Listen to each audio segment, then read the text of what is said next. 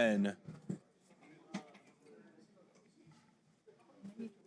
Oh, thank you, William. Yep. You good, Brandy? Okay, good morning. I'm going to go ahead and call this meeting to order. It's 9:02 a.m. and we are here November 26, 2024 at the BOCC Chambers. First up, we do have our invocation from Father Richard. Welcome.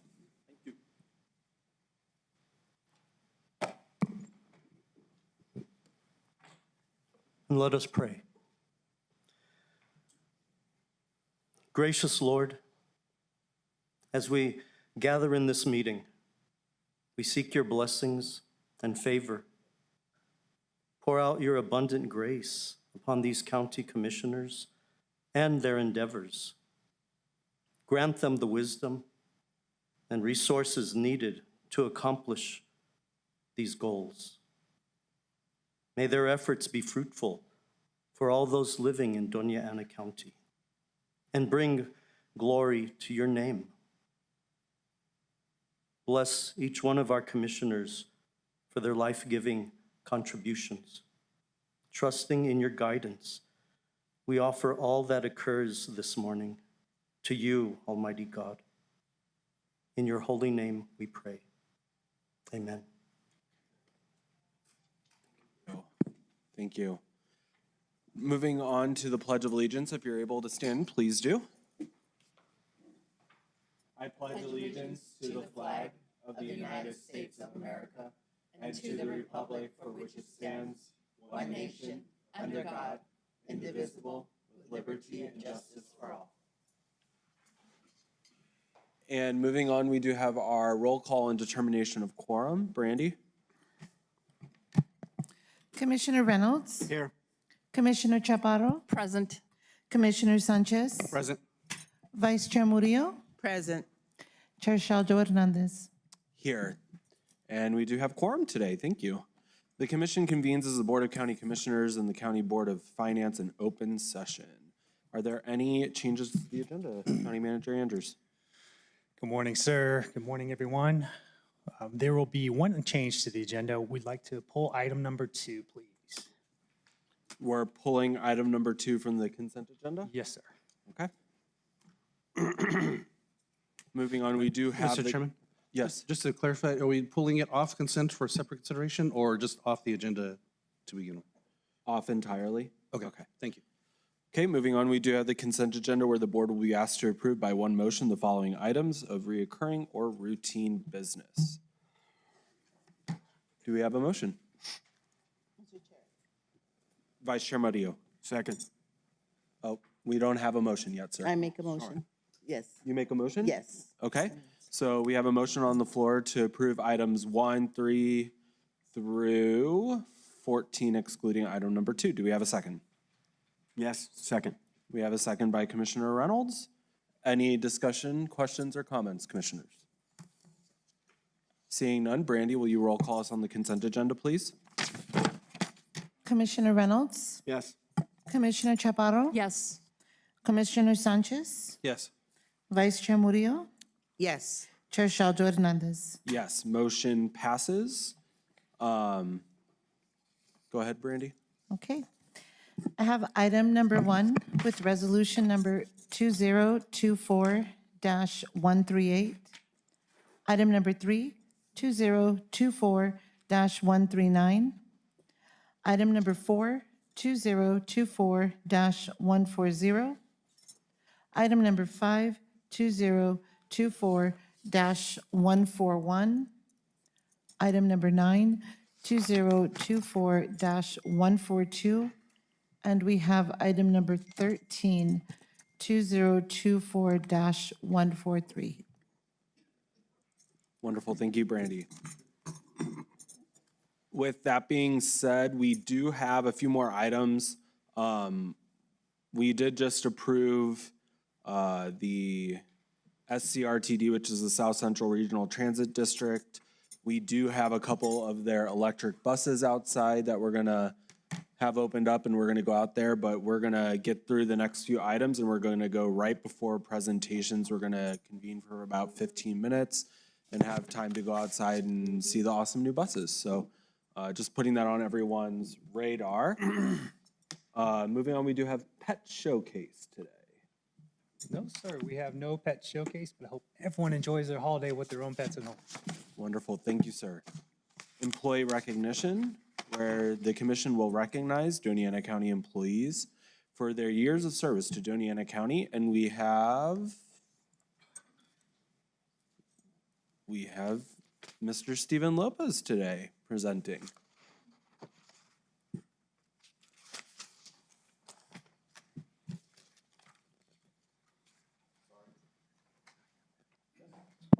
There we go.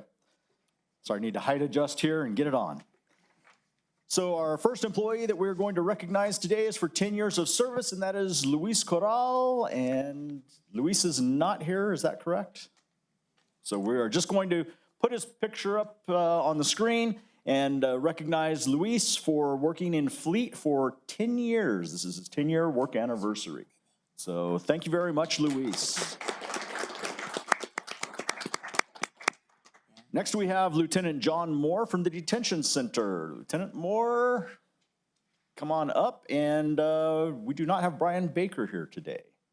So, Lieutenant Moore, congratulations. Thank you. Lieutenant Moore makes sure that the detention center officers and staff who report to him are safe and go home to their families at the end of each shift. He mentors, trains, and advises new officers, leading by example. At work, he is known for being easygoing, a good listener, and having a dark sense of humor. Good job. He's proud of the teamwork and dedication detention center officers displayed to overcome recent challenges, ranging from the pandemic to staff shortages, while continuing to run a safe and secure jail. And for fun, he enjoys playing video games, going out dancing, and is an amateur writer. Please join us in congratulating Lieutenant Moore on his 10-year work anniversary and thanking him for his dedicated service.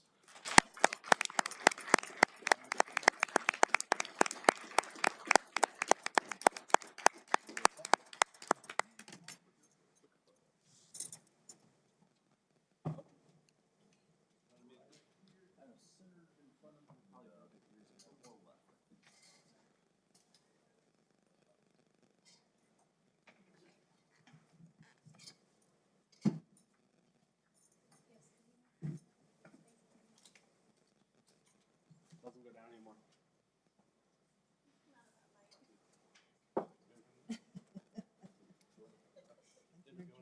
I know.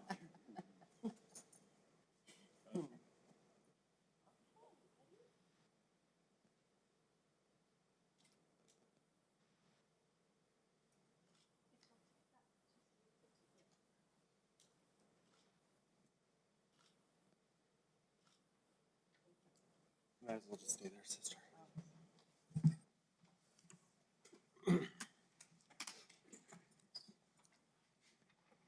Also celebrating 10 years is Jesus Freire from our codes.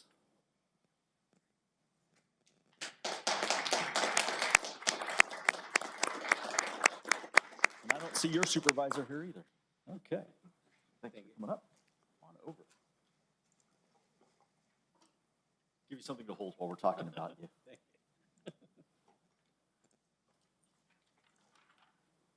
Jesus Freire is the Environmental Codes Officer lead for the Codes Enforcement Department. On any given day, he can be found enforcing the solid waste ordinance, working with volunteers and community leaders, and planning or attending cleanup or school events and commissioners' outreach meetings. And that is true. I have seen him at meetings all over the place. He manages the Keep Doña County Beautiful grant and works closely with the Illegal Dumping Partnership and the Doña County Cleanup Crew to combat illegal dumping. At work, he is proud of his ability to help our community and make a difference that will have an impact for generations to come. At home, he enjoys quality family time, cookouts, watching horror movies, listening to music, rebuilding cars, gaming, and racing remote control cars. That is quite a list there of hobbies. Please join us in thanking Jesus for his dedication and congratulating him on his 10-year work anniversary. Congratulations.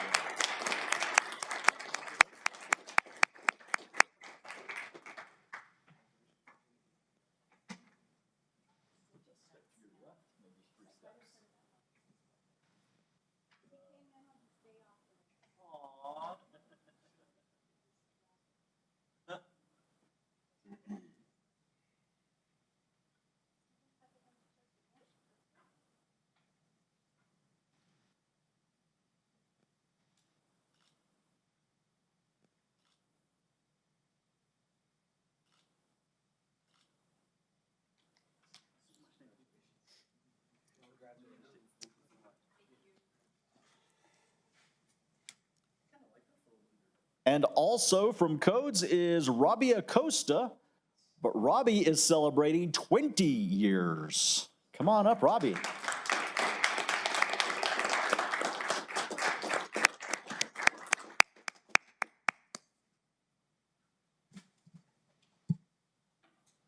really do prefer Robbie over Robert, huh? Yes. Okay. Thank you. There you go. Congratulations. Thank you. Robbie is an environmental codes officer who patrols areas to enforce environmental laws and regulations such as the collection and disposal of solid waste. He responds to inquiries and complaints about weeds, trash, abandoned and inoperable vehicles, among other issues. He inspects and investigates illegal dump sites, determines violations, and issues warnings or citations for noncompliance. He prepares formal complaints, files cases and charges for criminal court actions, and he may testify in court proceedings and provide options for mediation between neighbors to resolve issues. At work, he is well respected, hardworking, and holds himself accountable. He is proud that he went through the Sheriff's Office Academy alongside other cadets and getting sworn in when he became a codes officer in the Sheriff's Department in 2004. Off duty, he is a trustee and past president of the Fraternal Order of Eagles.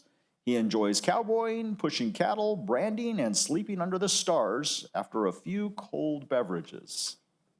I'm not going to ask. He is a diehard Denver Broncos fan and enjoys eating out with his wife, Edna. He is the proud father of Chelsea, Brianna, Lorianne Munoz, and Jerry Lopez, who works at the assessor's office. He also has 5 athletic grandchildren, Adrian, Alex, Angel, Brandon, and Annabelle, and a furry family member, an English brindle mastiff, Bella. Please join us in thanking Robbie for 20 years of dedicated service to the residents of Doña County and congratulating him on his work anniversary.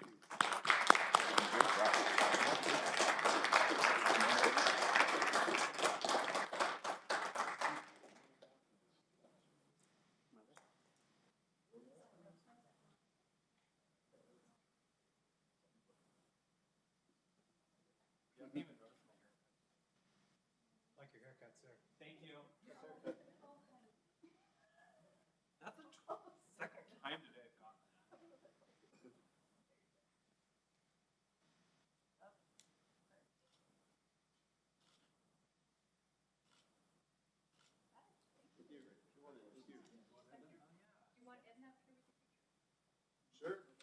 Oh yeah, there we go.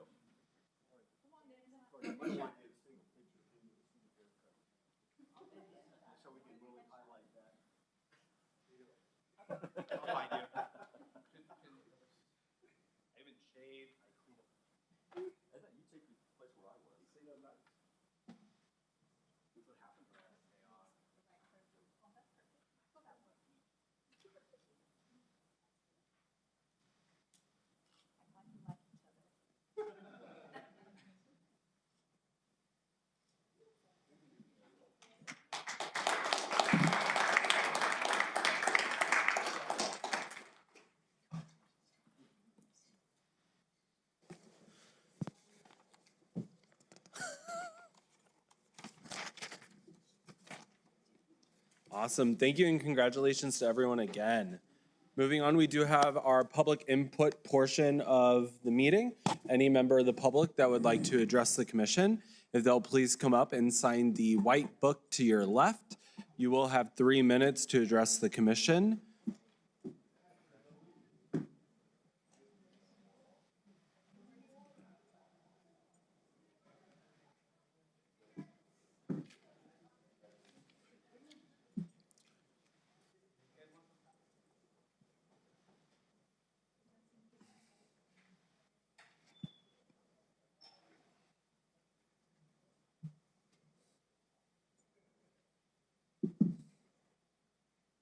Come on up. Yep, right to the mic. We're together. Oh, wonderful, of course.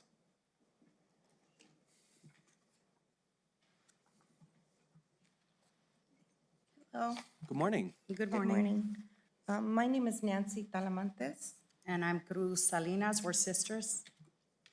We're here for a concern that we have in regards to some properties that we have in the Anthony, you kept the other one. In the Anthony area, Anthony, New Mexico area. We did meet with the Anthony town back in November the 14th of 2024 with Mayor Murillo, Ms. Ramirez. And I guess our concern right now is there's currently some construction being done on Church Street, and we were never notified as owners of the construction taking place. One of the persons, which is Ms. Ramirez, I believe that's her name, Gloria Ramirez, she stated that it was notified through Facebook. Not all of us have Facebook, and that's not a way to notify, you know, The community. the community or the owners of a, Construction that's going to be taking place. Right. But we're neither here or there. I mean, the construction's occurring and it occurred. The concern is the home that we're talking about. It's a 764 Church Street, apartments A, B, C, and D.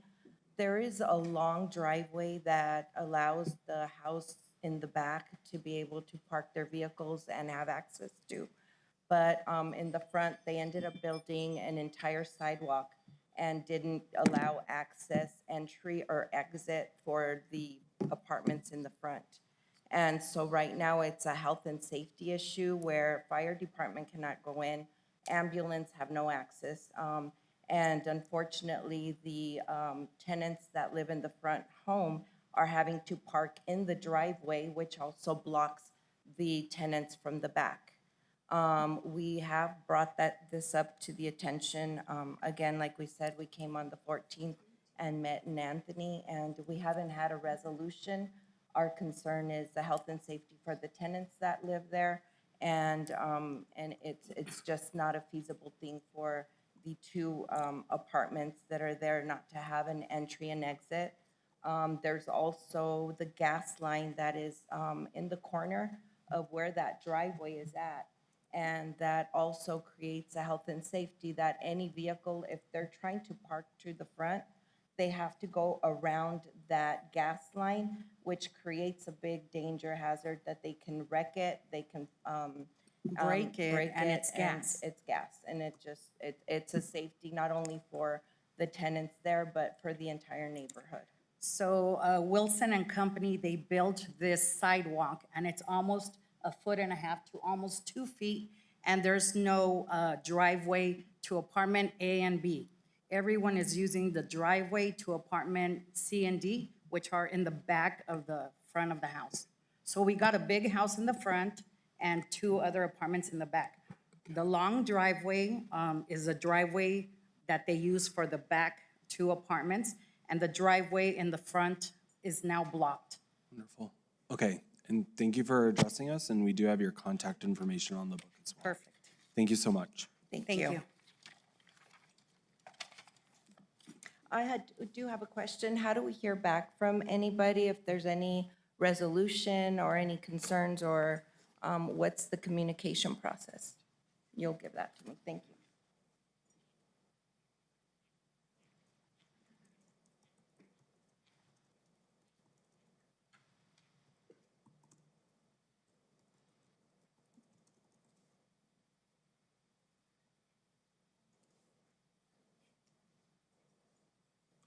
Good morning, Commissioners. Good morning.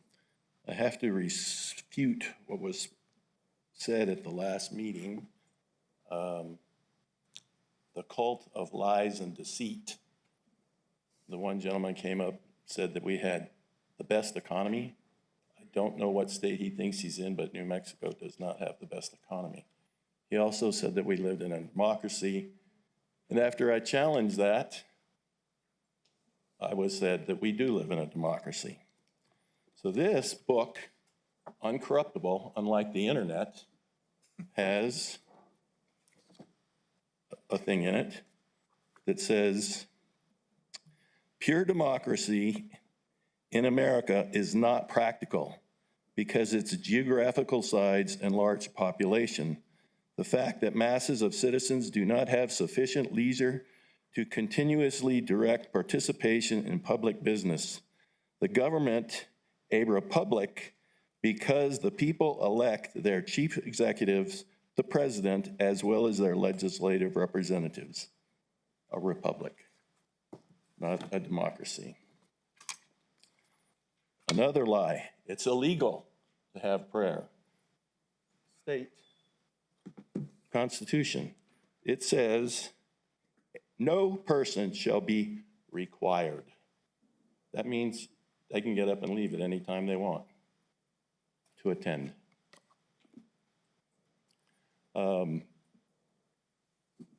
For the voting, I was a poll challenger. La Mesa had 207 people came in and voted in 2020. We had 348.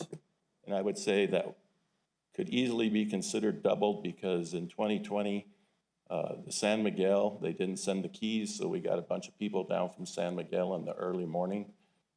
Everything went very well during the voting, except people that were registering on that day, they were there for over an hour. But that's not a county problem, that's a state problem.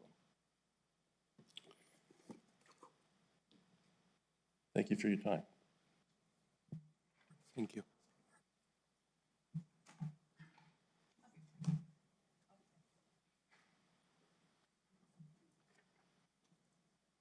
Good morning.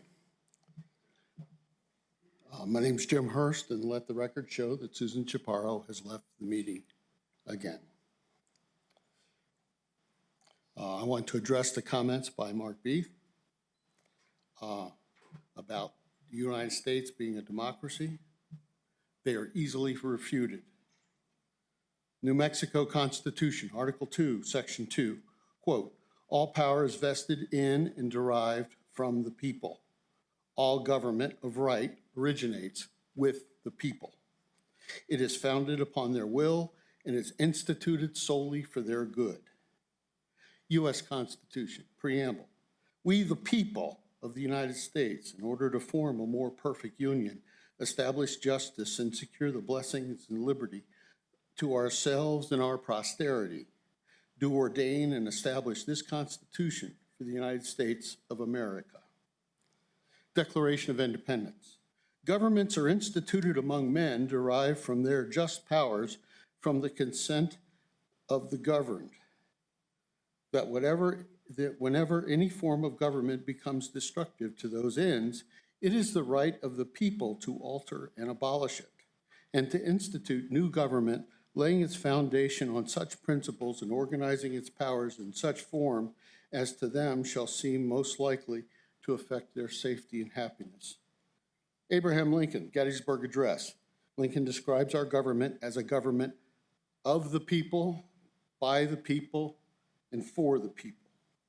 Repeatedly in our founding documents, our state constitution, and in public discourse, our state and federal government are described as only a democratic government can be, by, for, and of the people.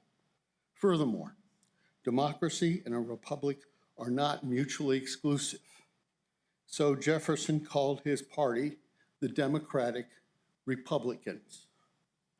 It seems that those who want to redefine America as a republic rather than a democracy desire only to make America something less than a democracy. I have 30 seconds left.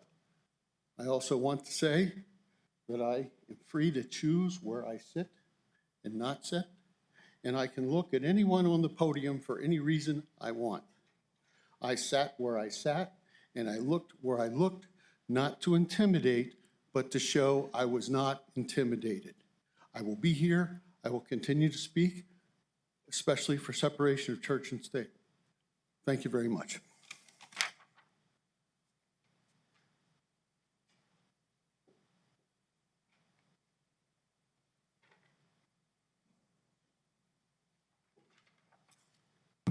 Good morning, Commissioners. My name is Michael Simmons, District 1. I hope we're having fun this fine day, and we're actually coming up on the holidays, or if you like your older English, the holy days, because they were set aside for the church for prayer and religious observance. Since we are coming upon Thanksgiving, which is a grateful time, I've actually got something from President Abraham Lincoln's proclamation from October 3rd, 1863, from the midst of a civil war that we seem to be being pushed toward. I don't think we're actually there, but parties seem to be pushing us there. So anyway, by the President of the United States, a proclamation. The year that is drawing toward its close has been filled with blessings of fruitful fields and healthful skies. To these bounties, which are constantly enjoyed, that we are prone to forget the source from which they come. Others have been added, which are so extraordinary a nature that they cannot fail to penetrate and even soften the heart, which is habitually insensible to the ever-watchful providence of Almighty God.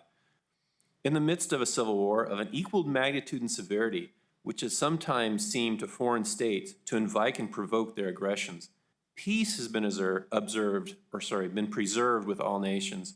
Order has been maintained. The laws have been respected and obeyed, and harmony has prevailed everywhere, except in the theater of military conflict, while that theater has been greatly contracted by the advancing armies and navies of the Union. Needful diversions of wealth and strength from the fields of peaceful industry to the national defense have not arrested the plow, the shuttle, or the ship. The axe has enlarged the borders of our settlements, and the mines as well, of iron and coal as of precious metals, have yielded even more abundantly than heretofore. Population has steadily increased, notwithstanding the waste that has been made in the camp, the siege, and the battlefield, and the country. Rejoicing in the consciousness of augmented strength and vigor is permitted to expect continuance of years with large increase of freedom. Maybe a quick side there is that in our own nation, we seem to have a contracting population except for the masses of immigrants that come across our borders. This does not seem to be that we're in the place of the blessings of God. Since a little bit of time, so no human counsel hath devised, nor hath any mortal hand worked out these great things. They are the gracious gifts of the Most High God, who, while dealing with us in anger for our sins, hath nevertheless remembered mercy. And that's a common prayer for us. There's quite a bit here still set aside for the glory of God as a proclamation from the President of the United States himself in a time when we seem to be better observers of these facts of life. And I guess I thank you for your time, and I guess Benjamin Franklin, it's a republic if you can keep it. Thank you. Any other public comment this morning? Seeing none, we'll move on to staff input. We're going to keep this rolling, sir. We have no contributions today and just want to wish everyone a happy Thanksgiving. Thank you. Moving on to county elected official input. County elected official input? None? Wonderful. Moving on to commission input. Any commissioner? Seeing none? Moving on. We have a 15-minute break to go outside and play with the electric buses. So if we can get a 15-minute break, and we'll be back shortly. Yeah, and Mr. Chairman, Yeah, of course. before we do, I don't know if Mr. Armijo, the Executive Director of the SCRTD, I don't know if you want to give any introductions. But while he's coming up, I know this has been an initiative that the SCRTD has been working on to try and bring some green technology as well as cost savings to the SCRTD. And so it started with hybrid buses that served in the yellow routes down south between downtown El Paso and Sunland Park. And now it's grown to EV buses. And I know that's part of the funding that we've provided to them for capital projects as matching funds for these. And so I know David has been working a lot with the staff. And so David, please, if you wanted to add anything before we head out. Thank you. I'll be brief. Good morning. David Armijo, Executive Director for South Central Regional Transit District. This is a big day for us. We've been around for about 8 years. I sent out a note a while back. Our ridership has grown 605% in that time period, which is unmatched anywhere in the country. We're like the little bus that could, so to speak. We now have 2 facilities, one in South Anthony, another one down in Sunland Park, and we just got another grant to build a facility here in Las Cruces over by Venus Street in that area by Del Rey. So we're looking forward to that. This is the first of a group of buses you'll have a chance to see is our EVs. They've been with us a few months. They're already in service. We've got 2 now, 3 more on order. We have 2 of the electric buses that we just got, which is the second part of the hybrid electrics we got a few years ago. We have 3 more of those on order. So we've got about 10 electric buses that will be here within the next 9 months. So we're really getting started on that process. Our fleet started with 5 buses from a donation from the state of New Mexico from 9 years ago. And that has now grown to where we are today. So not a whole lot more to say. I think it's important to note that these funds are coming from a combination of sources. Most importantly, the local match coming from Doña County. So thank you so very much. It's a critical part of our relationship with the members of the South Central Regional Transit District boards and their municipal communities and so on. And also the bipartisan funding that was passed in 2021 provided $5.6 million. And this is what that bought us, the facility in Solomon Park and the buses you're about to see.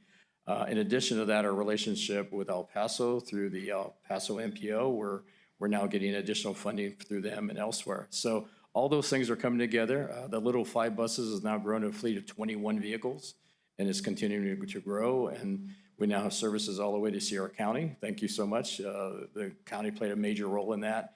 That actually means we have 175 square miles of service, which means you can leave Elephant Butte, drive on the interstate, passing our bus routes all the way to downtown El Paso, near the Bridge of the Americas, which will take you 2 hours, and you would still be in our service area. So that says a lot about the history of this organization and its support, which goes back way before my time, all the way back to 2004. So 2 decades. So thank you all very much, and we'll have you take a look at the buses, and hopefully you'll see some things that you like and ask questions. Our drivers out there, and I give a couple of my staff as well. Awesome, thank you. Okay, Great. let's take Thank that you. 15 minutes, and anyone that wants to join us outside, please do.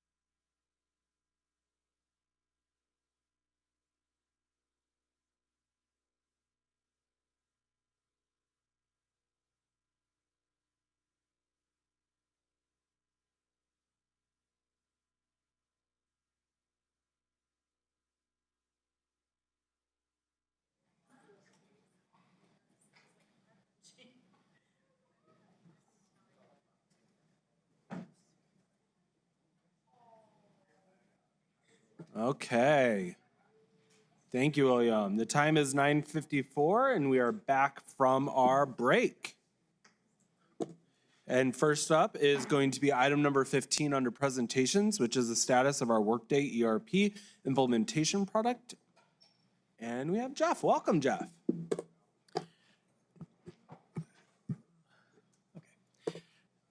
Good morning, Commissioners, Chair Saljo Hernandez. I thought now would be a good time to keep you up to date on where we are with the new implementation of Workday. So this timeline shows that we went live back in June. Cognizant, which was our implementation partner, stayed on the project for a period of time afterwards.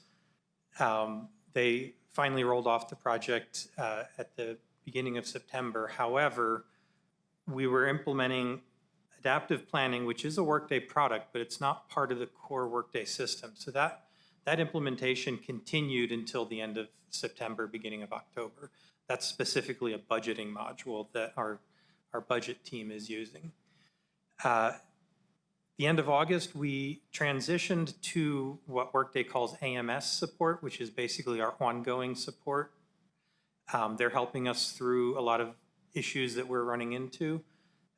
They are still on the project and we will be continuing with them. In fact, in the consent this morning, you approved additional funds to keep them helping us out.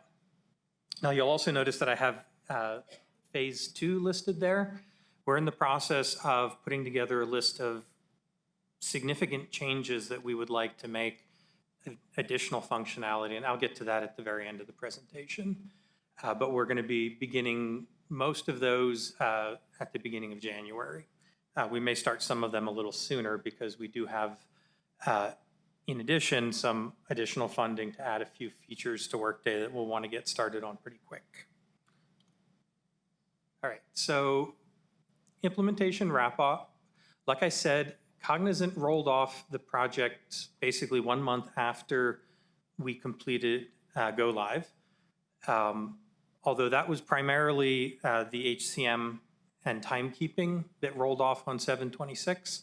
Finance staff from Cognizant stayed on a little longer because our financial system didn't go online until July 1st. So they gave us some additional time, and then adaptive kept going until the end of September.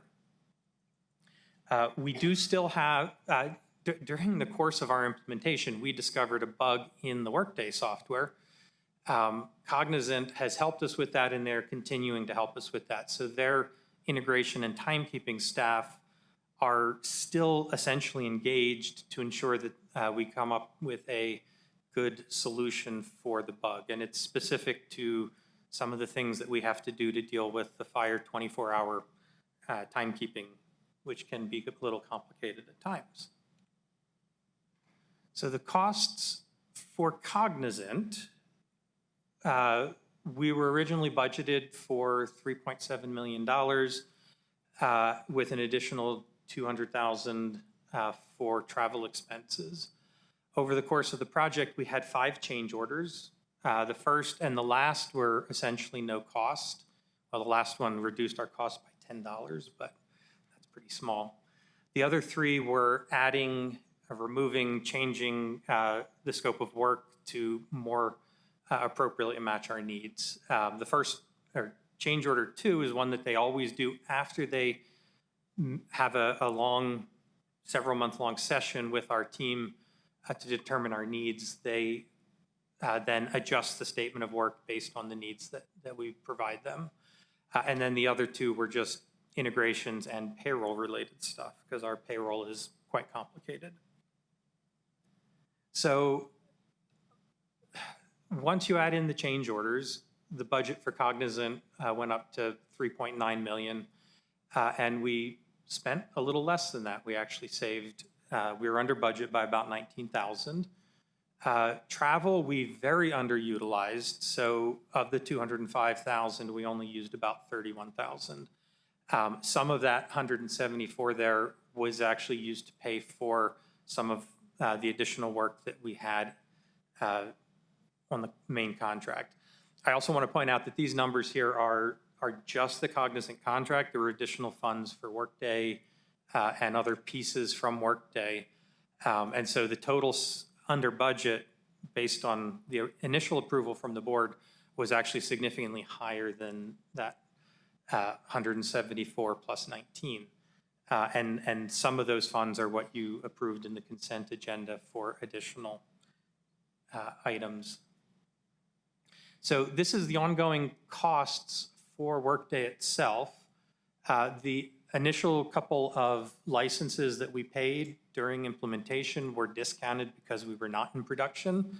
Now that we are in production this year, we're going to be spending $596,000, and then every year after is going to be a contractually limited 2% increase, assuming no changes in our licensing. And that's that last comment there. Those numbers will go up if we exceed our license count or if we add additional functionality to Workday.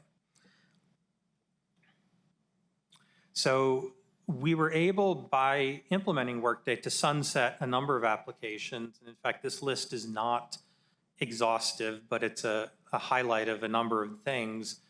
Our Banner application, which is our former ERP system, Oracle, which is the database it ran on, Workforce Dimensions is our timekeeping system, Asset Panda tracked assets, spreadsheet server gave reporting capabilities to the finance department. With Workday, we don't need any of those, so we've been able to sunset those.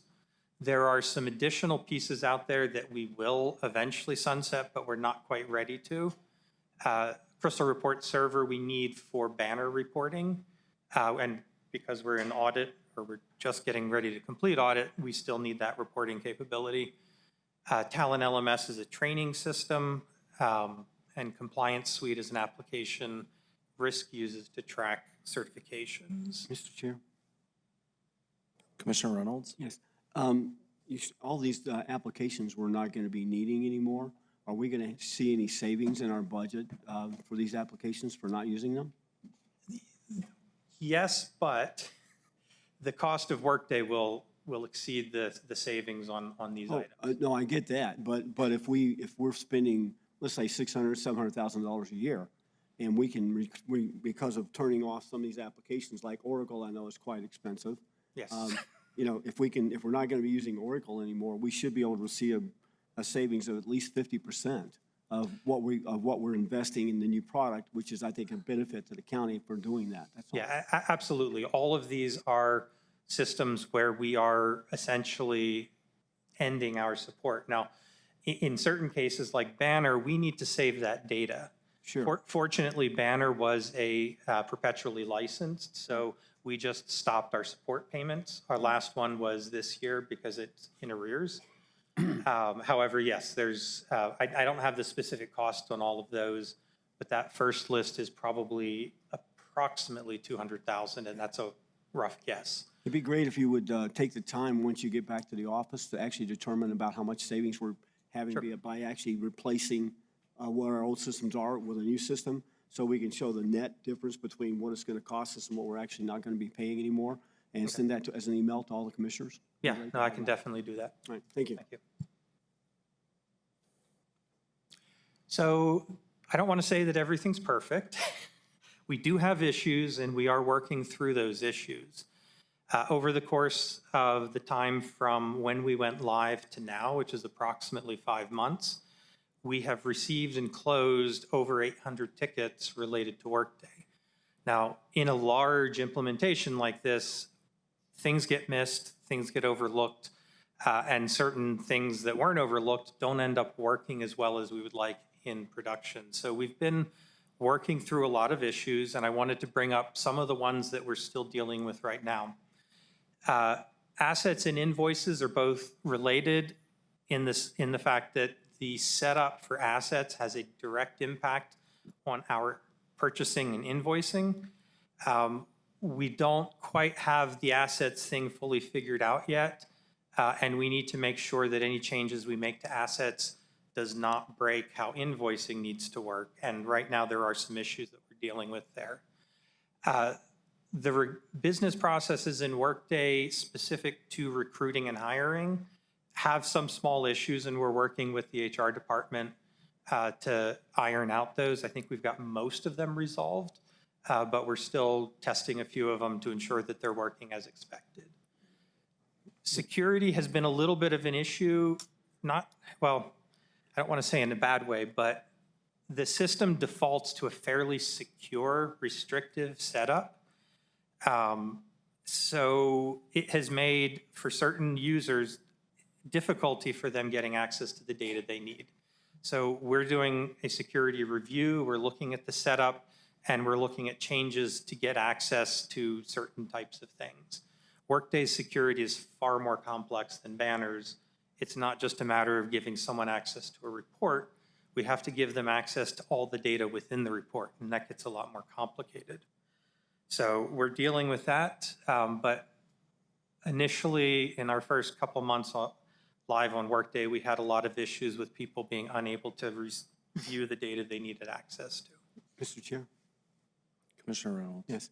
As far as doing the invoicing, and actually, is that going to be connected through, to actually do some of the SOPs for us in order to track invoices to actually what is received? And so we can actually do an inventory. We order something and we get an invoice, and then can we compare that to what is received? I mean, is all that going to be automated in this product? So correct me if I'm not answering your question, but the assets module within Workday is directly integrated with the purchasing side. Okay. So if I use a capital outlay spend category and I purchase 5 vehicles for a department, it's going to automatically generate assets trackable for those vehicles. Beautiful. If they're greater than $5,000, it will be capital assets that have a depreciation schedule and all that, and it will handle that. There are some issues with that setup, and that's kind of what we're working through on the asset side. But yes, it allows, it directly integrates what you buy with then what you own and have to track. So yeah, that portion, I think once we get it working the way we need it to, will be hugely beneficial, because we'll have a direct, previously the process of tracking assets was unrelated and it was a manual process. Correct. And so most of our past asset lists are not, at least for the non-capital assets, are not exhaustive.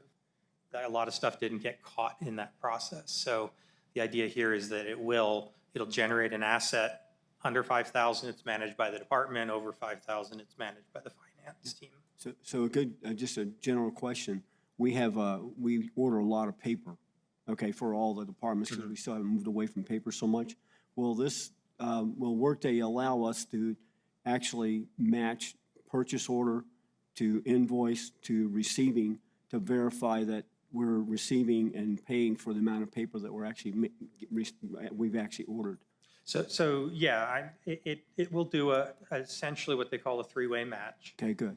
You have a purchase order, which is a contract to purchase. You have a invoice, which comes from the vendor saying, I want you to pay me for this.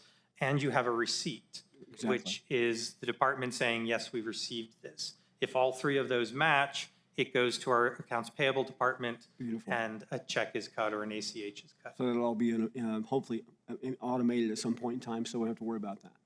Well, the entry of those pieces do need to be done manually. Right. A human being has to say that, yes, we received this. But absolutely, it'll automatically do that 3-way match for AP. Before we pay the bill. Yes, Yep, exactly. great.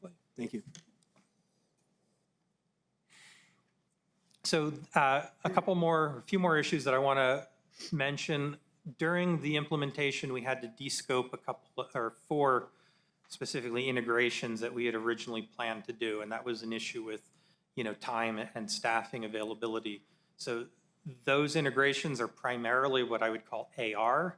They're payment systems external to Workday that bring money in, and so we want to be able to pull that data directly into Workday automatically rather than what is currently a manual process. So that's a fairly high priority item for us. We'd like to get the first one done within a couple of months, and then the rest of them follow soon after. But these are our utilities payments, CRUA's payments. Community development has a new software for managing building permits and whatnot, and so that takes payments related to purchasing the permits. And then, of course, the clerk has software for tracking their recording, and I believe that takes payments as well. So those four are going to be integrated as soon as we can. The system has a project module, which didn't get really as set up as we would like, so we're reviewing that. It can provide a lot of benefits if we use it to track projects. It can span multiple fiscal years, so you can see the cost of the project overall rather than just this FY.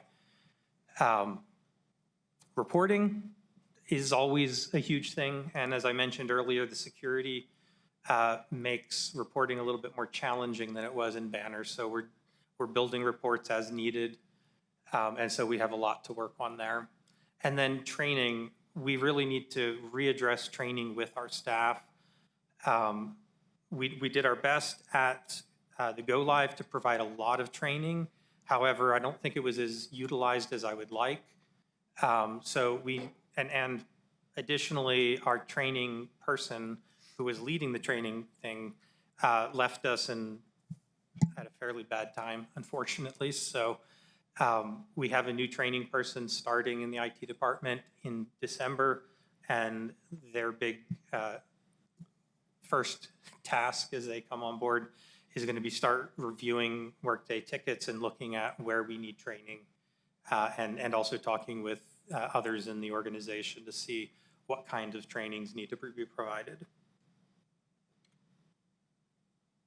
So as I mentioned at the beginning, we moved on to off of Cognizant, who is our implementation partner, to AVAP, which is now our support.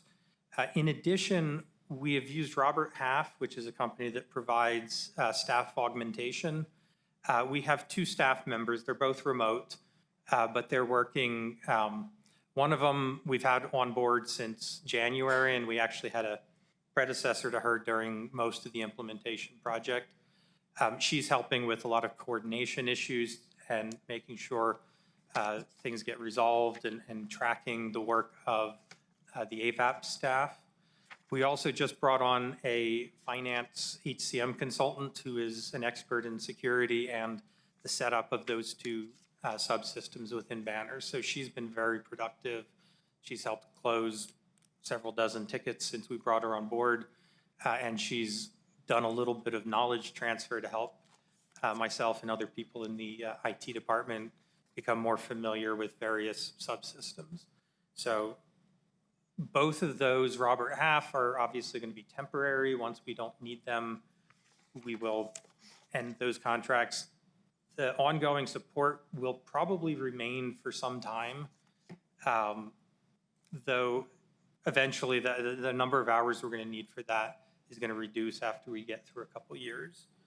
And right now, the big thing is we've never done W-2s and ACA reporting out of Workday, so we're going to need them on board to help us walk through those processes. And then last, I mentioned phase 2. The big ones here are those payment integrations I mentioned a few slides back. In addition, we are going to be implementing a new module, the advanced scheduling module. This will help our detention center with tracking scheduled overtime, shift bidding, shift swaps, all those sort of complex things that primarily exist in public safety. Right now, we're going to be licensing it just for enough users for detention. But if we're successful, I expect we'll probably be talking to at least the sheriff department, maybe fire as well, to see if it's valuable to them. Workday messaging, this is just a small piece that allows our HR department to communicate with the applicants using text messages, sending two-way, receiving and sending from within Workday. It gives our HR team a lot more ability to communicate with applicants. And that messaging can also be integrated in other areas. If we want to use it to notify existing employees about something, we can push out information using that.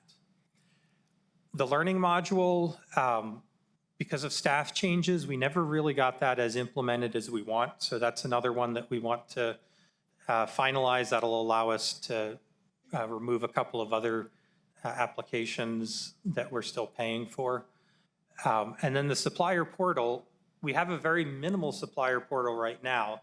They can go in and request an account, and they can do bids on our RFPs, but they don't have a lot of other functionality in there. So we're talking with AVAP about what other functionality is possible. I would like to see POs and invoicing all happen online rather than on paper or other mechanisms like that. And the software we have should support that. So but it's going to be a small implementation project. So that's all I have. I stand for questions if anyone has any. Thank you so much for this presentation, Jeff. Commissioners, any follow-up questions? Yes, Commissioner. Yeah, I thought that was interesting. You talk about the supplier portal. It'd be really great if we could actually generate an invoice so we'd actually go ahead and issue the order, send it directly to the supplier. Yeah. Have it, populate the invoice, to make sure we compare that. So when the inventory comes in or we get the receiving comes in, we'll know exactly what we're supposed to have and don't have to put it in like we have to do today. Yeah. And that's the idea behind the supplier portal. Absolutely is. Yeah. It should be the primary way our vendors get notified that they have a purchase order. They can download and access their purchase orders. They can submit their invoices electronically and various things like that. So yeah, I mean, the idea is we have approximately 1,500 suppliers. And I would like to get 75% of them using this by the end of the fiscal year. And that might be a little optimistic, but I think it would be great. I think it's great because the other thing you can do is when you're receiving, you don't have to actually look at each item. You can just simply do the count, match it to the invoice and to the purchase order, and it's done. Exactly. And the system should be able to do that automatically once we have the received items. Commissioner Sanchez. Thank you.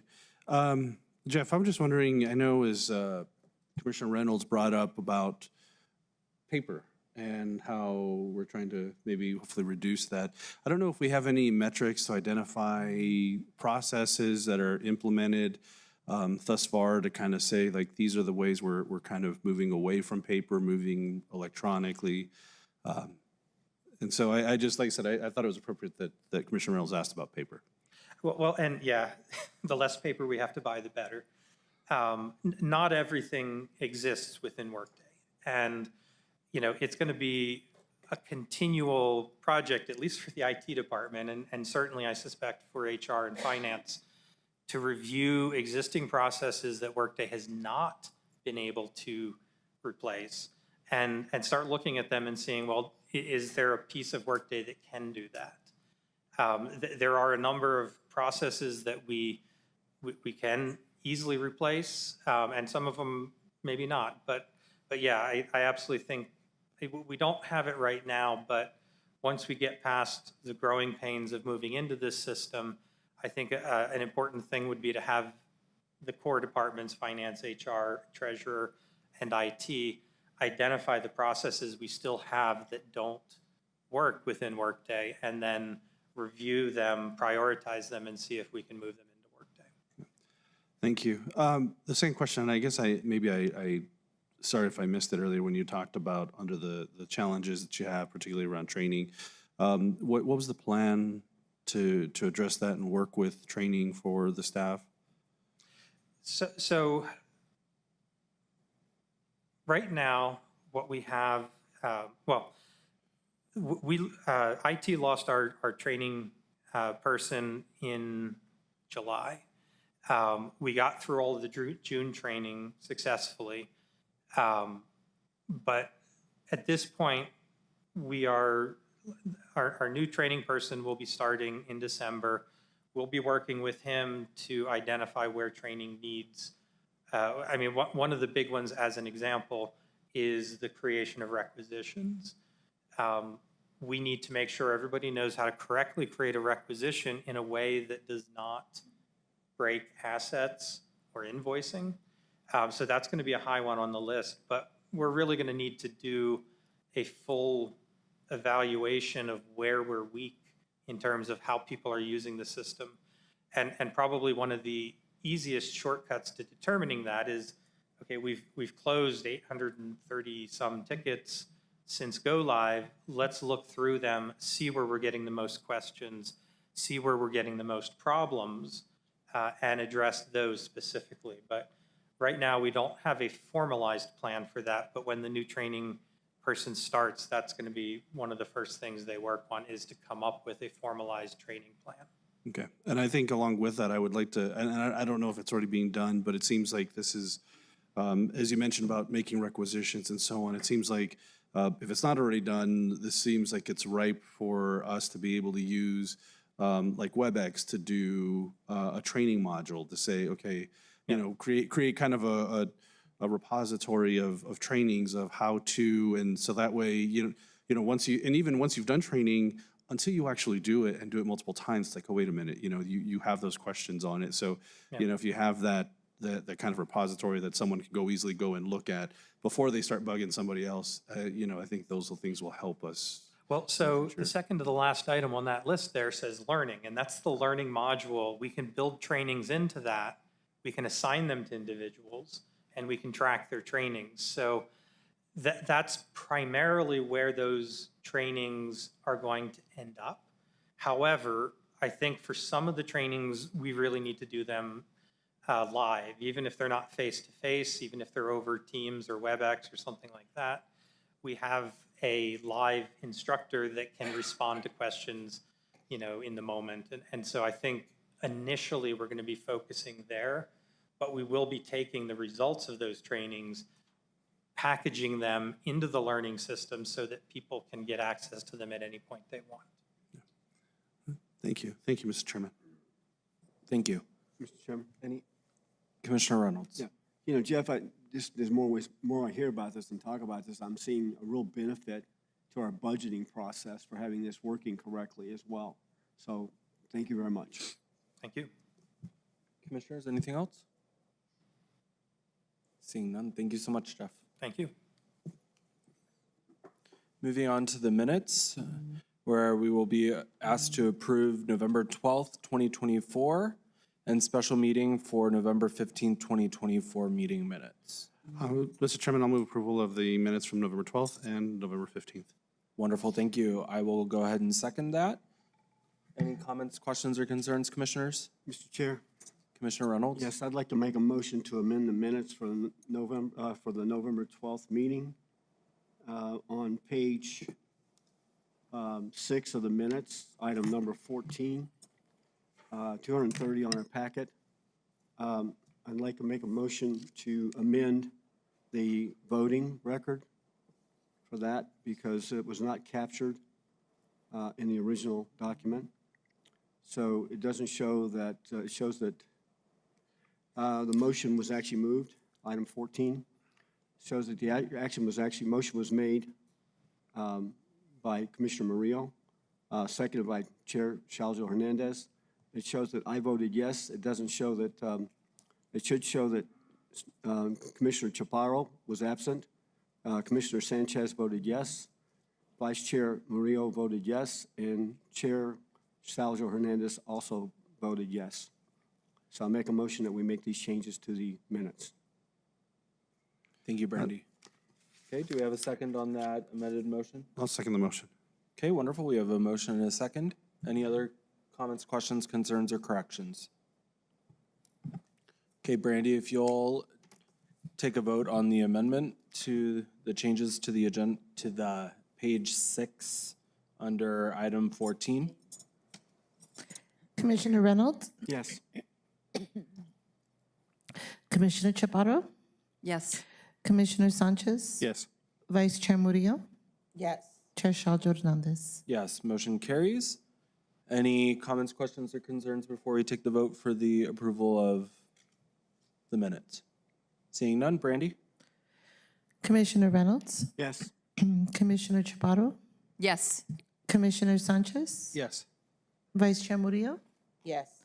Chair Shaljo Hernandez. Yes, motion carries. Minutes are approved as amended.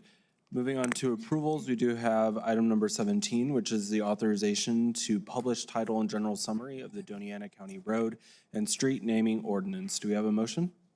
So moved. Sanchez. We have a motion by Commissioner Sanchez. Second. We have a second by Commissioner Reynolds. Welcome, Ms. Amesworth. Thank you, Mr. Chair. This is a request to publish an ordinance which was originally adopted in 1989. It is the Road and Street Naming Code, which was previously a part of Chapter 279, which was repealed when the UDC was adopted. Most of the standards in Chapter 279 were incorporated into the UDC. Unfortunately, the street naming code was not for some reason. We have continued to follow it without knowing that it was no longer in effect. And so we have basically cleaned it up a little bit, updated some of the language in there, and but it's essentially the same. It provides standards for naming streets, including not having streets that are similar due to E911 issues. It provides a process for naming streets, whether by the county initiated or by petition. And so I stand before you for any questions on publication of this ordinance. Wonderful, thank you. Commissioners, any comments, questions, or concerns? Yes, Mr. Chair. Commissioner Reynolds. Thank you, Christine. I found page 257 rather interesting, and the naming that we actually have for the roads, and also page 275. The chart on 275 actually helps to clarify all the definitions on page 257, so that you can look at it. It actually gives you a diagram showing the difference between a place and a court and a loop. And, I mean, I didn't know Yes. that roads going east and west were actually different than roads going north and south, as far as, I knew avenues and streets, but I didn't know that roads and, roads and place and avenue, I mean, it was much more complicated than I Right, realized. it has a rhyme and reason, doesn't it? Yeah, and so I recommend that anybody in the public that's interested to understand if they're actually sitting on a loop or a place or a court or a lane, should take a look at this and see if the roads are actually currently marked correctly, because I'm not sure we even paid attention. I didn't pay attention. But, Well, I guarantee someone in our department is paying attention. yeah, it's very interesting. It's a Yes. good document to review. And thank you. Thank you, Mr. Chair. Thank you. Any other comments, commissioners? Seeing none. Brandy? Commissioner Reynolds? Yes. Commissioner Chaparro? Yes. Commissioner Sanchez? Yes. Vice Chair Murillo? Yes. Chair Shaljo Hernandez. Yes. Motion carries. Authorized to publish. Thank you. Okay, next up. You're just gonna stay up here all day. aren't you? I am. We do have item number 18, which is a resolution relating to amending and restating ordinances to combine ordinance 325-2022 and 326-2022 under a new ordinance related to industrial revenue bonds. And as stated for Energy Santa Teresa LLC project. Commissioners, do we have a motion? So moved. Second. Sanchez. Okay, we have a motion by Commissioner Reynolds and a second by Commissioner Sanchez. Ms. Amesworth. Thank you. Okay, with your permission, I'd like to present items 18 and 19 together since they are related. Okay. And then you can subsequently take a separate motion. Mr. Perfect. Chair. Thank you, ma'am.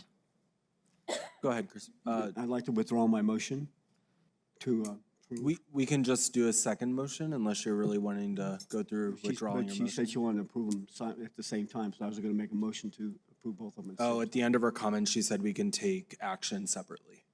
Okay. All right, Are fine. you still wanting to withdraw your motion? It's up to her. You want them approved simultaneously, because it's pretty much, they could be. Doesn't You know, matter. either way is fine. Yep. I'll withdraw my motion so we can do it correctly.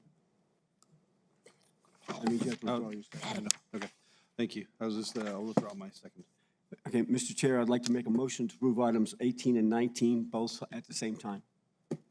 Okay, we have a motion to approve 18 and 19 at the same time. Second. And we have a second. Thank you.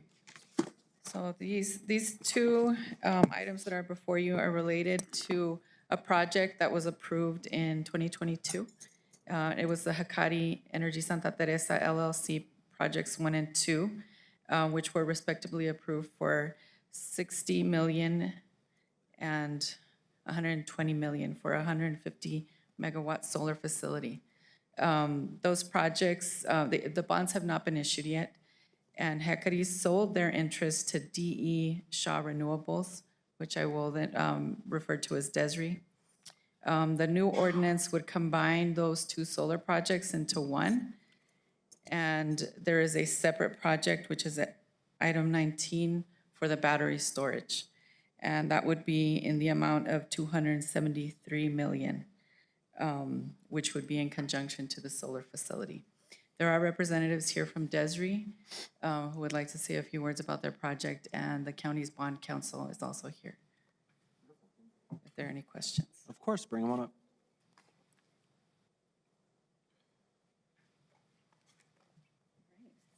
Good morning, Commissioners, Mr. Chairman. Good morning. Thank you so much for having us here today. So I'm Jamie Yarmoff. I'm a senior project developer at DESRI, DE Shaw Renewable Investments, and I'm here on behalf of the Santa Teresa Solar and Battery Storage Project. So the last time that you saw this project, it was a different developer, Hecate Energy. We acquired this project from them at the end of last year, and we have been diligently preparing this project for construction at the beginning of the year. So since we as DESRI are new to you all, I figured it's probably worth an introduction. We are an owner, operator, and developer of renewable energy projects around the country for solar, battery storage mostly, and we also have some wind projects in our portfolio as well. But we focus on all aspects of the project lifecycle, starting from when a project is first conceived, all the way through the operations period until the end of a project life. We're one of the top 5 largest pure-play renewable energy IPPs in the U.S., with over 9 gigawatts of contracted power generation throughout 23 states. And 5 of those projects are here within the state of New Mexico, though this is our first project within Doña County. We're excited to show you what our vast experience brings to the table, especially as an owner-operator. It's incredibly important for us to show that we're valuable members of this community, and we look forward to being part of it for a long time. So the reason why we're here today for the Santa Teresa project, on the solar side, we do have approved IRBs from 2022, but we made some structural changes. When the project came over from Hecate, we took these 2 separate project entities and combined them into one. We merged one project entity into the other, and so the intention here is just to combine these into one. And also, in the past couple of years, as we've learned more about the project, the tax eligible basis has increased as well, and so we want to have that reflected in this new documentation as well. As for item 19, we also added battery storage to the project. So now we have a 150 megawatt solar project alongside a 150 megawatt 4-hour battery storage project. And so again, this is increasing the tax basis for the project. So we wanted to bring that to you all as well. Lastly, I'll just say this is an advanced project. It's located just southwest of the intersection of New Mexico 9 and New Mexico 136. We plan to break ground in February. We have completed a significant amount of site diligence. We have our design progressing. We've been working with the county building officials to advance that through the construction permitting process. So we're hoping to finalize those permits in about February and break ground so that we can bring this project to you all and have it operational in the middle of 2026. So thank you again so much for having us. Wonderful. Thank you for joining us today and speaking about your project. Commissioners, any? Yes, Commissioner Chapato. Thank you, Chair. I do have a question regarding number 19. You did mention that there is a proposed battery energy storage system project, and I'd like to know how many acres will be utilized for that and what the proposed life is for the battery storage. Sure. I think the project is going to be located on about something under like 10 acres. And that's going to be within the existing project footprint that has already been identified. The project life for that, I believe, is 35 years. And how many batteries do you anticipate putting there? It's essentially going to be a number of cells that is going to total 150 megawatts of battery storage. And it's a 4-hour battery. So that totals 600 megawatt hours. Thank you. Wonderful. Any other comments or questions, Commissioners? Mr. Chair, Commissioner Reynolds. are you all interested in doing other projects in the county? Pardon? Are you interested in doing other projects in the county? Yes, yes. As a matter of fact, we are. We're continuing to work with the landowner and explore other opportunities that we have in the area. Thank you. Okay. Seeing no other questions, thank you. Thank you very much. Thank you for joining us. Christina, do you have anything other to add? I do Nope. not. Thank you. Wonderful, thank you. Okay, Brandy, go ahead and roll call us. This is on approval of item number 18 and 19. Commissioner Reynolds? Yes. Commissioner Chaparro? Yes. Commissioner Sanchez? Yes. Vice Chair Murillo? Yes. Chair Shaljo Hernandez? Yes. And we have two resolutions for that. 2024-114 and 2024-115. Perfect, thank you so much. Okay, moving on, we do have item number 20, which is a resolution directing the county clerk to publish a notice of intent to consider an ordinance approving of amendment to the form of a lease agreement previously approved by the county in connection with the $240,000 Doña County, New Mexico taxable industrial revenue bond for Milagro Solar LLC. Do we have a motion? So move. Thank you, Vice Chair. We have a motion by Vice Chair Murillo. Do we have a second? Second. We have a second by Commissioner Reynolds. Take it away. Okay. Thank you, Mr. Chair.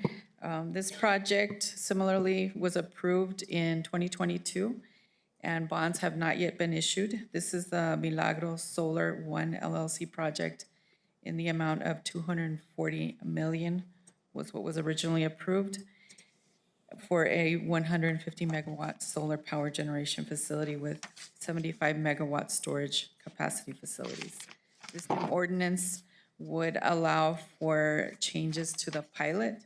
In 2023, the legislature made changes to the required pilots for IRBs, and this ordinance would allow for recalculating that pilot for distribution to the schools.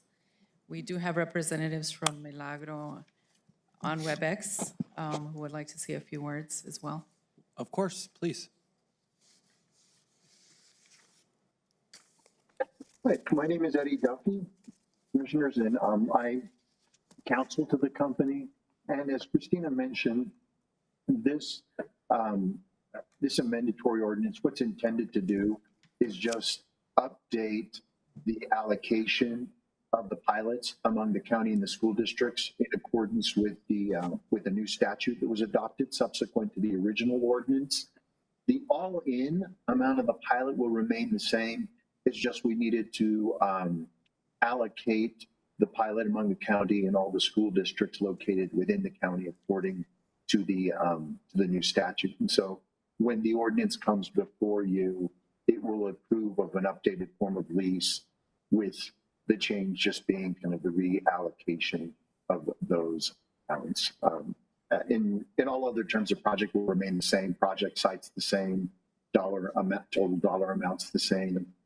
Location is the same. So everything will be identical.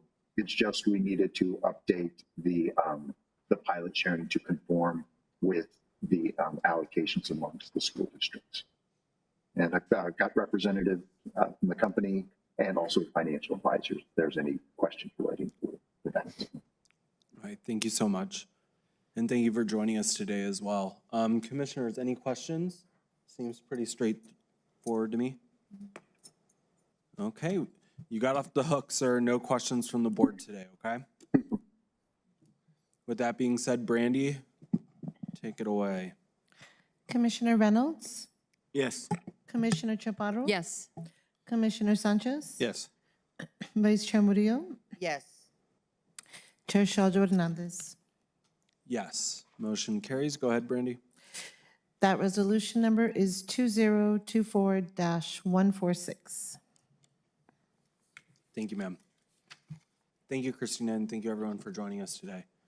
Mr. Chairman, I know we have item 21, which would be Mr. Lopez, but I know item 22 is also Ms. Ainsworth. I don't know if we want to quickly do 21 and then go to 22, or just do 22 so we can. Doesn't matter to me. Come on up, Ms. Ainsworth. So we're going to look at item number 22 since it's Ms. Ainsworth again, which is the authorization to publish title and general summary of an ordinance adopting the 2021 International Energy Conservation Code and the 2021 New Mexico Energy Conservation Code. Do we have a motion? So moved. Second. We have a motion by Vice Chair Murillo and a second by Commissioner Sanchez. Take it away. Hey, thank you, Mr. Chair. This is another request for authorization to publish an ordinance, and this is related to the adoption of the 2021 International Energy Conservation Code. As you know, the state's Construction Industries Division is responsible for updating codes periodically, and so when they adopt a new code, then all jurisdictions are required to adopt that code within 6 months, and they have recently adopted the 2021 code with their amendments. Some of the things that are changing, for residential properties, they are now requiring the electrical vehicle power transfer infrastructure. There's some changes to the electrical receptacle box and wiring for 1 and 2 family dwellings. Electrical readiness for water heaters and other appliances that are typically gas. Increased efficiency and other improvements in heating and lighting efficiencies. Perfect, thank you. And with that being said, it looks like our public hearing will be conducted on January 14th, 2025 at 9 a.m. here in the VOCC chambers. So we also have that. With that being said, any other questions, commissioners? Mr. Chairman? Yes, Commissioner Sanchez. I just want to make a comment. Maybe I'm jumping ahead from January 14th, but I did want to state, this is, if anybody's seen this, this has been, these codes have been, I think, a little bit of a political lightning rod.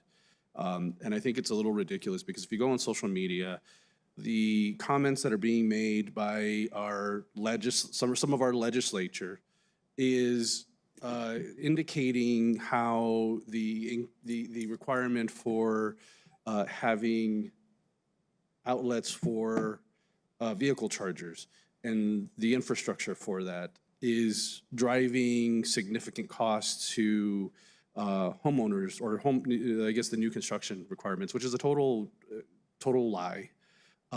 Is there a requirement? Yes, I think we see it's to allow for electrical utilities here, but the addition of a 30, 40, 50 amp service, depending on what we're looking at. I know it says here 50 amps, so during construction is pretty minimal. Obviously, you have those costs for additional circuits and so on, but I've seen where they say that it causes the increase in like up to $10,000. So I just wanted to at least put it out there that there's been a lot of misinformation on this. I think the one thing that does drive costs is the efficiency requirements that are being noted in here in the new requirements. However, one of the things that we've seen, I know we just talked on the solar projects here and trying to work on our portfolios, is that as we build more efficient homes, you have less demand for energy, which means the current infrastructure that we have installed by our current utility provider would would, the stress on that network would be minimized in the future with these efficiencies in place. But anyways, I just want to at least put it out there because I know at some point, maybe it's on January 14th, there will be, or I anticipate there'll be some comments made. And so just want to at least put that out there. Like I said, there's a lot of misinformation on these codes. And I understand at this point, because the state's adopted them, it doesn't really matter. But That's right. just want to at least put it out there for my fellow commissioners and the public. Thank Thank you. you, Mr. Chairman. Wonderful. Thank you, Commissioner. Any other follow-ups, Commissioners? Seeing none. Brandy? Commissioner Reynolds, Yes. Commissioner Chaparro, Yes. Commissioner Sanchez, Vice Chair Murillo, Yes. Chair Shaljo Hernandez. Yes. Authorization is approved. Thank you. Thank you. Mr. Chair? Commissioner? Yes, while I was out, did you all vote on item 21? No, sir. Okay, next up is going to be item number 21, which is our ARPA funds reallocation, and we have our OEM manager, Stephen Lopez. Welcome. Good morning, Chair and Commissioners. I am actually covering this topic for Asma, who is on well-deserved leave this week. And I say that because really she and her team deserve the credit for what's been a very difficult job of tracking $42 million to make sure that everything is being purchased in accordance with the ARPA regulations and that we're not going to leave a dime on the table. And that's what this final reallocation is about. Just as a quick overview, Doña County received $42.381 million in the American Rescue Plan Act, and you all established what the priorities were going to be for that expenditure. And that left a total of $776,383 that were not specifically allocated by the board. I'm going to run through the slides real quick to show what has been expended in these projects.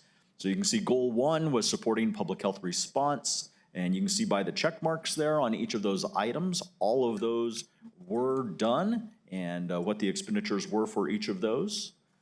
Continuing on, strategies 1.3, 1.4, 1.5, same thing. All of those were addressed. Goal 2, addressing negative economic impacts. 1.7 was allocated by the board with 2 strategies, and again, those were met with the Tierra del Sol housing and then Peachtree housing.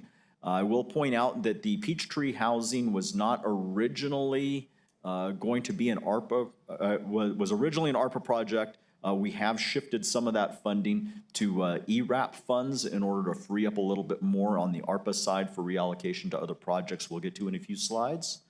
Goal 3 was premium pay for essential workers, and that was a fantastic approach by the board to help our employees deal with what were escalated costs during the pandemic.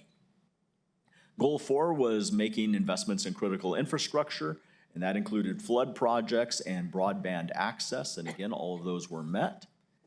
And then you have already allocated some additional funding that was a result of some of the projects coming in under budget, and that was for the Workday Collaborative, that was for the OEM facility building, and that was for Airport T hangars. All of those are on track. In fact, the OEM facility building, we just opened up bids for the underground utilities last week. So there'll actually be some ground construction taking place here in the next few weeks.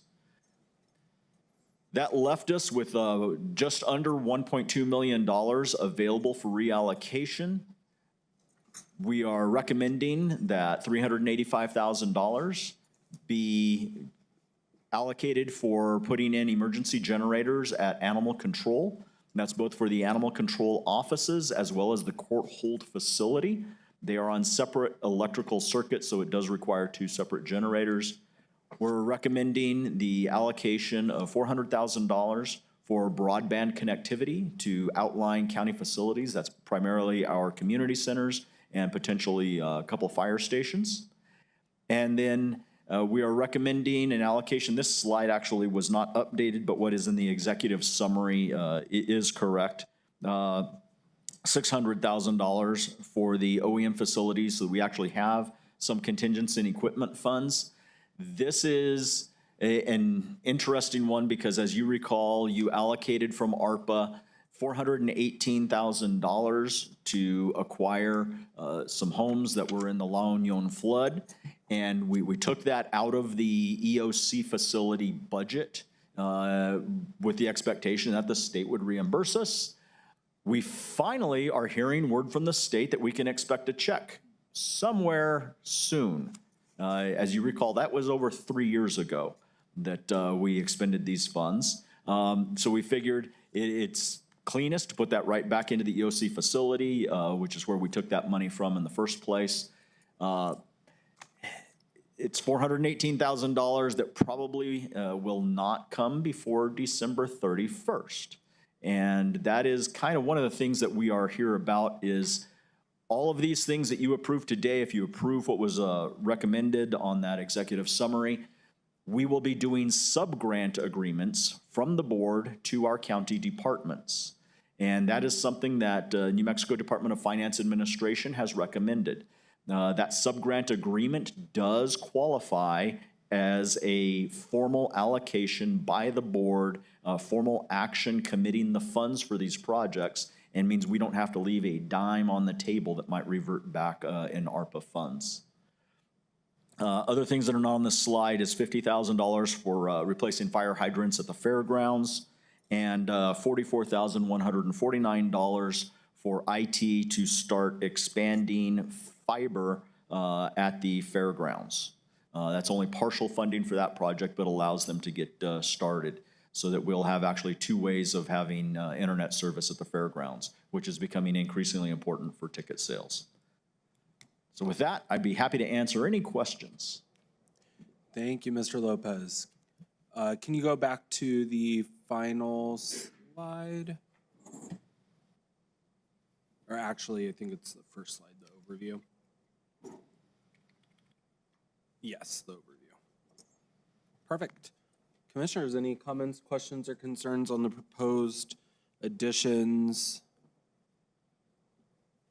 for the ARPA money? Mr. Chair?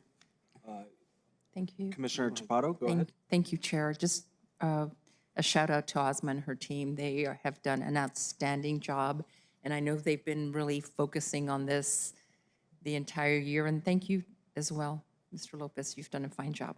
Thanks. Thank you, Mr. Chair. Thank you. Wonderful. Thank you. Commissioner Reynolds. Thank you, Mr. Chair. I agree with the fact that we've had a lot of money to deal with and been a lot of activity necessary in order to do an adequate job of managing this and properly using it so we didn't lose it. So I applaud our efforts of our whole organization in doing that.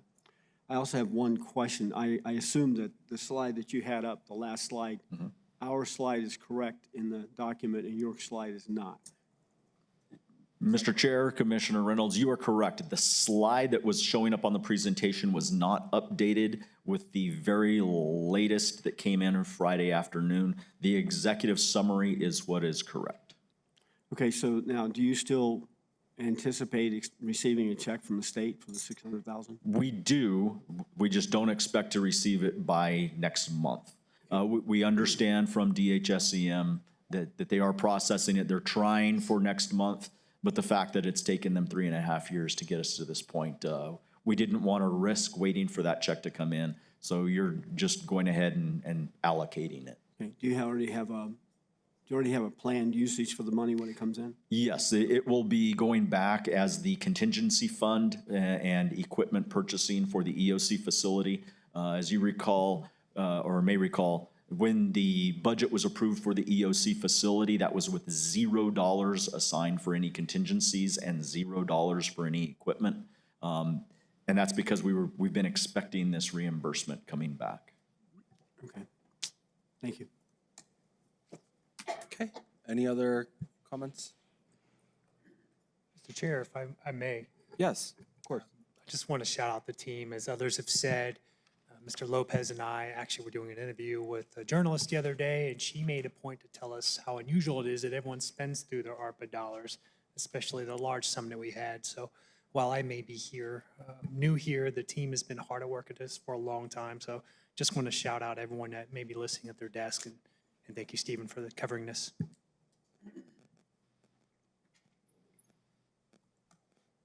Any other comments, commissioners? Mr. Chairman? Yes, Commissioner Sanchez. Just a question, and while I don't have any heartburn at all with the allocations, I just didn't know what other projects were looked at, what was identified, what was reviewed, and I don't know if any of the other commissioners were consulted or anything. I just felt like, I know it's only $1.5 million, but I think, like I said, I don't have a lot of heartburn with where they're at, but I just, I was just curious, like I said, for us, where this wasn't brought to us or even suggested of, hey, these were looked at, what other projects were identified, could have been, and if we had any input on that as well, so. Mr. Chair, Commissioner Sanchez, great question. We actually solicited from all of the departments through the ACMs projects that they felt aligned with the board's original 4 goals. And we used that kind of as our guiding principle. With that said, we did get a number of other projects that were brought forward for consideration. I know Commissioner Chapato had several that we're actually working with some of those entities, that we have other funds that we can use towards those projects. We felt that because of the timeline with the ARPA projects, that it would be best to do projects in-house where we could kind of continue to keep control of those funds rather than involving third parties. And that's how we ended up here. So we are comfortable. Mr. Andrews and I have discussed, we do have those other funds that are available that may allow us to entertain other projects, and taking these off allows that funding that we may have been asking for in the future for these to be, it's much less restrictive, if that makes sense. Thank you, sir. Sure. Mr. Chair, it's funny. Commissioner Reynolds. It's funny that you hit on exactly what I was going to, is that we have the opportunity to use some of those other funds you're getting to replace the 600,000 that's not already allocated. I think we have a couple of projects that we want to consider. I would like to anyway. Thank you. Okay. Anything else? With that being said, Brandy, thank you, Stephen. Oh yeah, we haven't had a motion. I So moved. apologize. Second. Second. That was good. That was good. I'll go with Vice Chair Murillo on making the motion, and the second by Commissioner Sanchez. Wow. Okay, Brandy, take it away. Okay. Commissioner Reynolds, Sure. Commissioner Chaparro, Yes. Commissioner Sanchez. Yes. Vice Chair Murillo, Yes. Chair Shaldo Hernandez. Yes, motion carries. Yeah. Thank you, Stephen. Oh, sure is really a vote, but. Okay, moving on to commission input follow-up. Any commissioners have any comments or questions? Things to say? Mr. Chairman? Yeah, Commissioner Sanchez. I know we are getting ready to go into a closed session, but I just want to say to my fellow commissioners, Mr. Andrews, Ms. Lopez, and all the staff, happy Thanksgiving to you and yours. Uh-huh. I like that. Happy Thanksgiving, everyone. Yeah. Okay, moving on to correspondence, Brandy.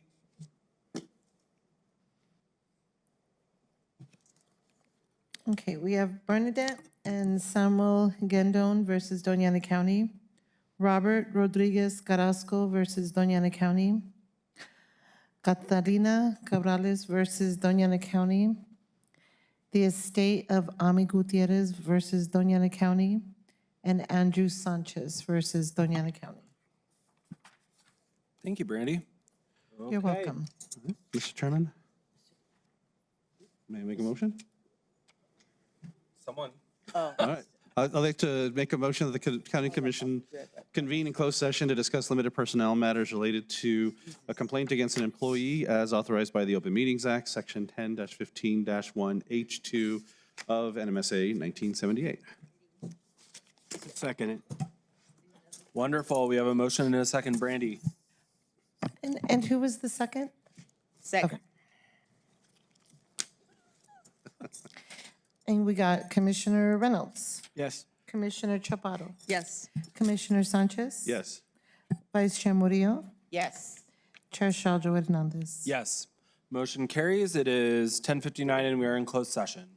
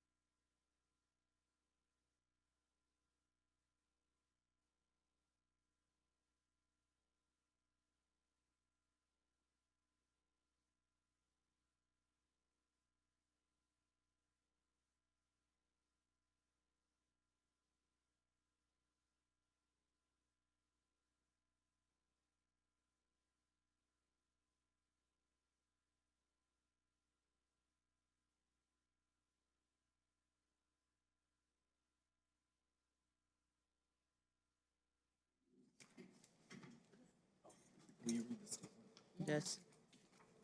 Where is it? Do you have the paper? No. Nobody gave it to me. I don't have it.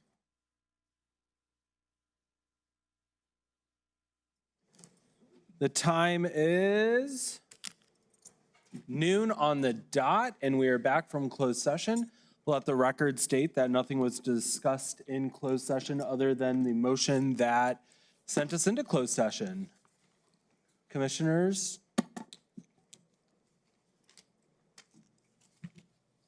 Hi, Brandy. Okay, wonderful. Okay, commissioners, I make a motion that we create a moratorium staying the review board's authority as a quasi-judicial body under the Doña County Code of Ordinances, Chapter 14, Code of Conduct.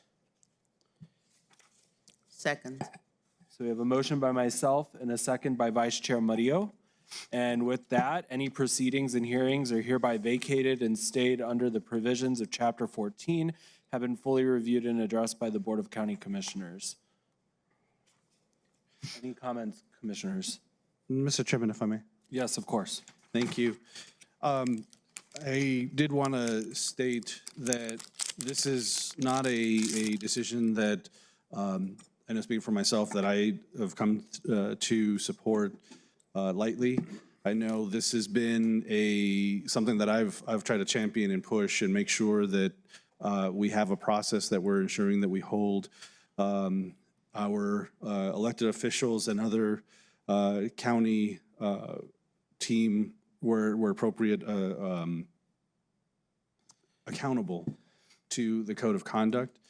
There's been some concerns that have been raised regarding the publication or the way the code of conduct was written. And so this gives us a process in which we will be able to give some time in which to be able to identify those maybe contradictions in the way this is written. And so I know there'll be plans in I don't know if we've got that stated officially yet in December or in January, but we will be reviewing these concerns that have been raised, and that way it's we still have a process in which we can improve and make sure that this process is set to go forward. So thank you, Mr. Chairman. Thank you. And with that being said, just to highlight the timeline that we are setting forth as a board, on the 10th of December, we will get an update from council during our open BOCC meeting, and then following another update with hopefully a proposed, any proposed changes to the code of conduct coming January 14th, with hopefully some resolve shortly after that. Any other comments or questions, commissioners? Seeing none, Brandy? Commissioner Reynolds? Yes. Commissioner Chaparro? Yes. Commissioner Sanchez? Yes. Vice Chair Murillo? Yes. Chair Shaljo Hernandez? Yes, motion carries. And it will be a resolution, Brandy, the way that it will be recorded. So it will need a resolution number, ma'am. Do you want the resolution number now? Yes, ma'am. That resolution number, let me, is going to be 2024-147. Okay, thank you, Brandy. You're welcome. Okay, and with that, it is 12:04 and this meeting is adjourned. Thank you, everyone.